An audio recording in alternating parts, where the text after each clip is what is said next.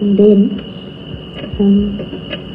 it was at that point that Lee left his body, around then, 1975.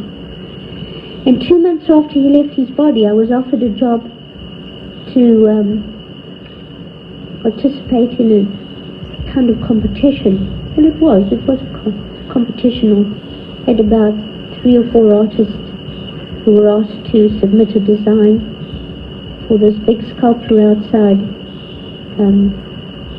Exchange Square, the Glazer building.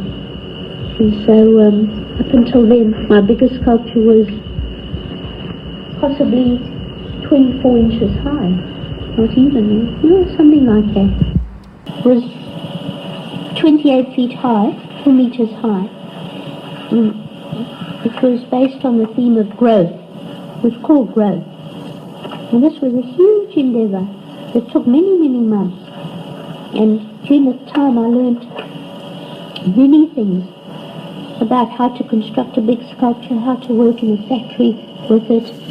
And it was just a team effort between myself and this very, very wonderful worker called Dennis Neyman, who was a top technician. And together we made this big sculpture, which, when it was ready, it was taken by tractor, by a huge tractor, to the center of town, Wessex Street, which was cordoned off to the traffic. And it was actually, crane was there and lowered it. It was in 3 sections, and the crane lowered it into the ground, at least a meter deep, and cemented it and bolted it, and then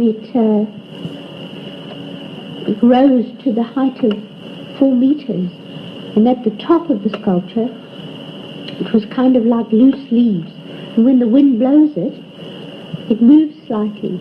And if the wind's very strong, each blade touches the next blade, and it forms a kind of a musical sound. It's very, very interesting, and there was a lot of work involved in it, like we had to get constructional engineers and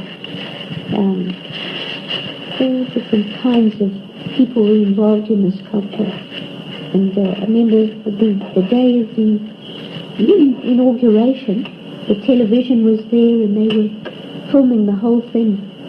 And it was a very exhilarating experience from beginning to end, but not without enormous obstacles and hazards and traumas, and very traumatic, very traumatic.